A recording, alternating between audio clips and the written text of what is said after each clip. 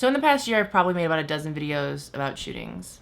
And in every single one of those videos, I struggle with what to say and how to phrase the same thoughts that I have every single time differently to make them resonate, to make them make sense to people. This is obviously inspired by the stuff that happened yesterday in Jacksonville, the shooting that happened at this Madden tournament, but it's not about that specific shooting. I think there are other people you could watch right now that will give you all of the details about who died and who did it and why they did it and why there's...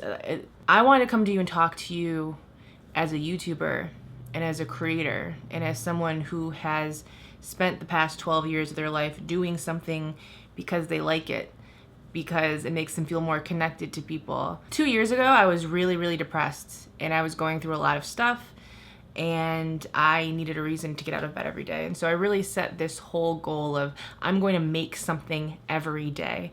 I'm not going to make a daily vlog per se. I don't think there's enough happening in my life to follow me around, and I don't want that pressure. But the idea of getting up every single day and making something and connecting with people that have supported me was enough to get me out of bed.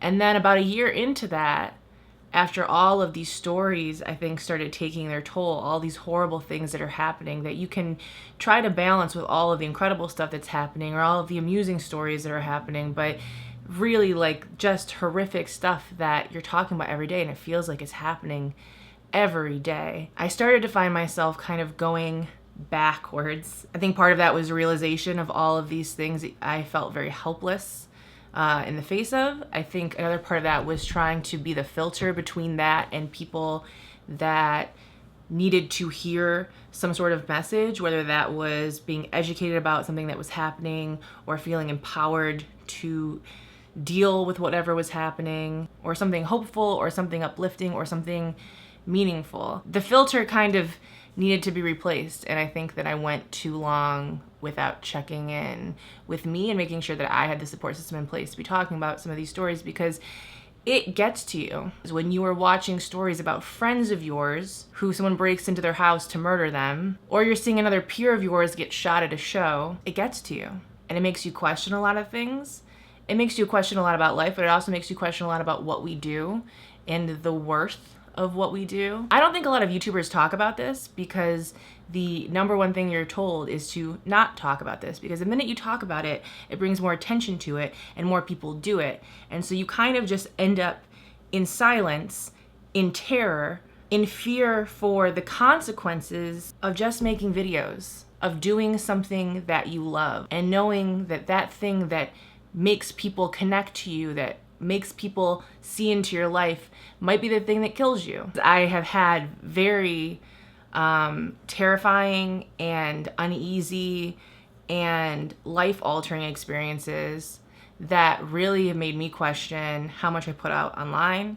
And honestly, if YouTube's worth dying for. Again, you're sitting there and you're probably thinking, wow, this is incredibly dramatic. But people feel emboldened to go into spaces and to take lives because they're angry or they're sad or they don't like something that you said on Twitter, or you beat them at a game, or they didn't get the love or attention that they wanted from you. You really wake up every day wondering, is today the day I'm gonna say something that's gonna get me killed? Am I gonna retweet something that someone hates? Am I going to criticize the president? Am I going to just be fat and happy? And that leads to a forum on a website that creates a community of people that hate me, that spend their entire days finding anything they can to ruin my life, to scare me off the internet. These are legitimate fears that I have. These are legitimate fears that a lot of my friends have, and a lot of us do not talk about it, because it is reiterated that if you talk about the monster in the closet, the monster is going to show up. So you sit there and you ask yourself, is what I'm doing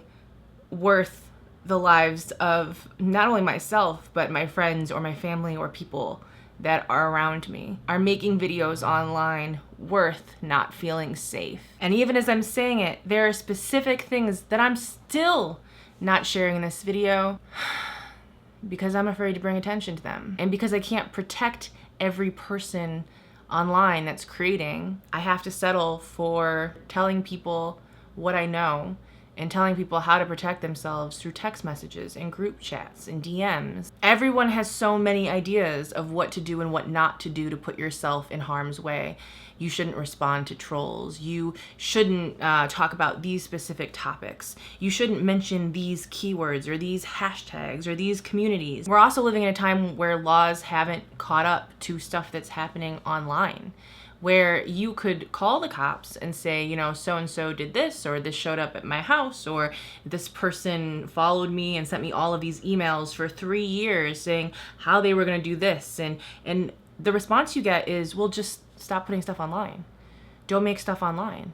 Just turn off the camera, just get offline. And when it's your job and or you don't have the means to just completely disappear from the face of the earth, what do? Who's out there to help besides other people in the community that potentially could stand up and speak up for you, but are putting themselves in danger, putting themselves at risk of being the next target? A lot of online creators are privately dealing with an incredible level of harassment, stalking, doxing, and just gray areas of legality and access that a lot of people that watch don't know about. I recently had a person in the community that was accused of being a rapist decide to text me to let me know that I'm gonna pay for this because I decided to talk about that story and furthermore talk about my specific experience with that person. And what happens is people disappear from the internet and then they come back and there's a whole new audience that doesn't know about any of the things they've done. So they start growing in popularity again and they're already complete narcissists and have already done horrible shit to people. So they feel empowered, they feel emboldened with this new audience. And so you sit here being like, okay, well, when's the day I'm gonna wake up and not be terrified that if I don't check my phone, I have no concept or idea of what's happening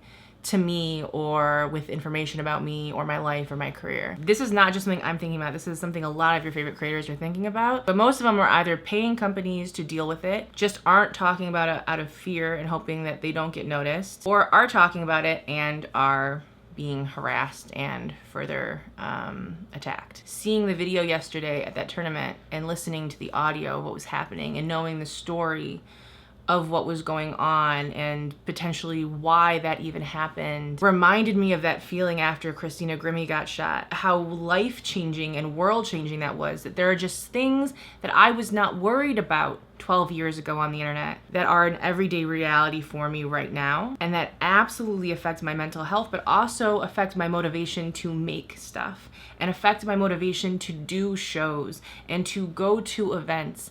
I have been to pretty much every playlist, VidCon, Buffer Festival, Vlogger Fair. I was at events before they had names, when a bunch of us just showed up in a place and there was no security. You just were excited to meet other people that were doing the same thing, and that's just, first of all, it's not enough, because now we know that just because someone makes stuff online doesn't make them a good person, doesn't mean that they should have access to you. But there is this level of anxiety that I definitely can tell has grown for me over the past few years. I think I'm not alone. And it's not as simple as, you know, sometimes you're anxious about things that don't make a lot of sense. You know, they're fears that you have that are probably not gonna happen. And statistically, you know, probably won't happen. But those numbers start to get a little scarier the more vocal you are, the more public you are. And as I just see all of these events where something's happening, it worries me. Not from just like, is there enough security, or, you know, has this been thought about?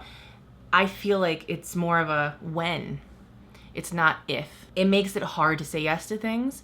It makes it hard to want to get on stage and play something knowing that I could be in the middle of a song and something could happen. It makes it scary that someone could come up to you and you think they're gonna hug you and they could shoot you. It makes you scared for your friends and people that you've worked with. The greatest thing about the internet and about doing YouTube and about being a creator is that you never really know who you're going to meet, but you also never know who's gonna find you, and you never know who you're really talking to. I wanna make stuff and I wanna show up at things, and I want to go out and be fearless when I'm on stage or when I'm at a meet and greet, because that fear and that anxiety is exhausting, and it completely blocks any of the connection or the love or the excitedness or the friendship that happens when you meet other people who are excited about making things and are excited about the things that you're making in particular. But it's hard for me to encourage other people, especially other women, especially anyone that's a part of any group that faces harassment, encouraging them to make YouTube videos and become a YouTuber and just